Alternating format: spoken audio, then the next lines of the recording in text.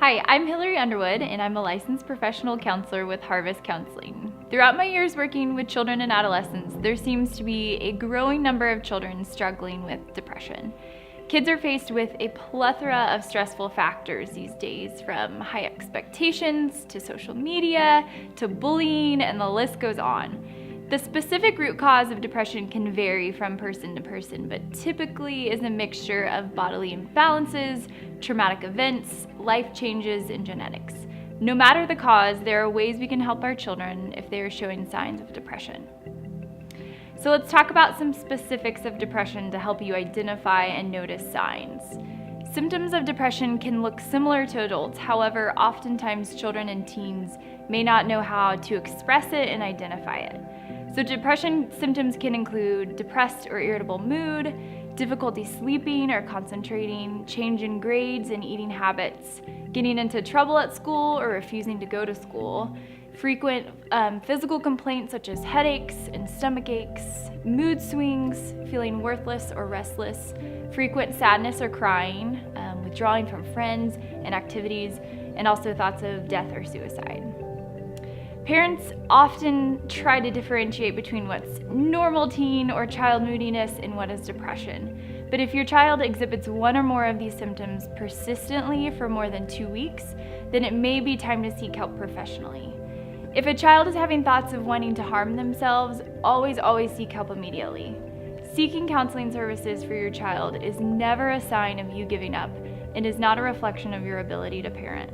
It takes a village to raise children, and sometimes you need a mental health professional in your village. In addition, talk with your child's pediatrician about your concerns and about natural alternative methods such as supplements, nutrition, and lifestyle changes to help reduce depression.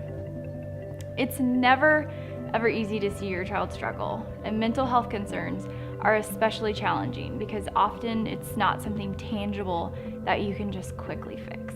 This can stir up lots of emotions for parents, such as guilt, shame, frustration, and sadness, and just like an overall feeling of heaviness.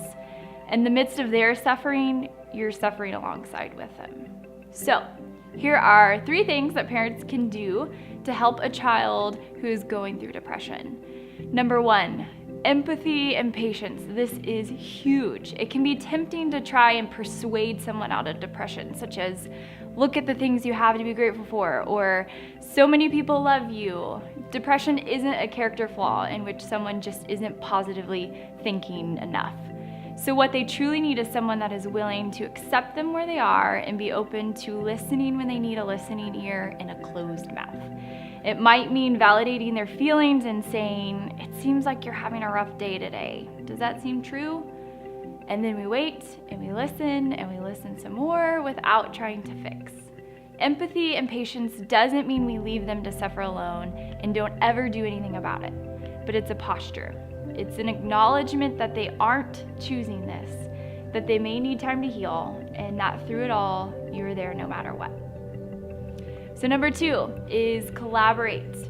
Parents often have an intuitive feeling about what's best for their children in the day-to-day routine, but when we encounter uncharted territory such as depression, collaborating with your child is absolutely necessary.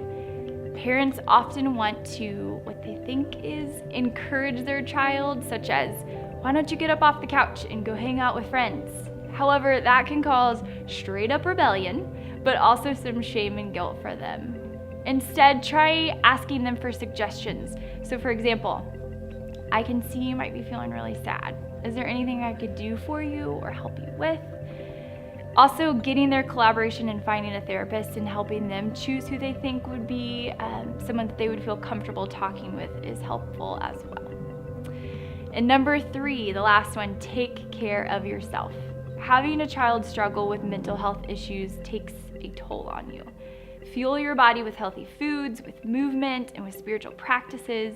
Take care of your own mental health, whether that's with a therapist, a support group, close trusted friends, church family, or family members. Be connected with others and get support for you and your family. Ask others to help pour into your children, especially if you have other children who aren't dealing with depression and might need some good one-on-one time with someone. Like I said before, it takes a village. So rally your people, hunker down, and love well. The journey might be hard, but it's worth it.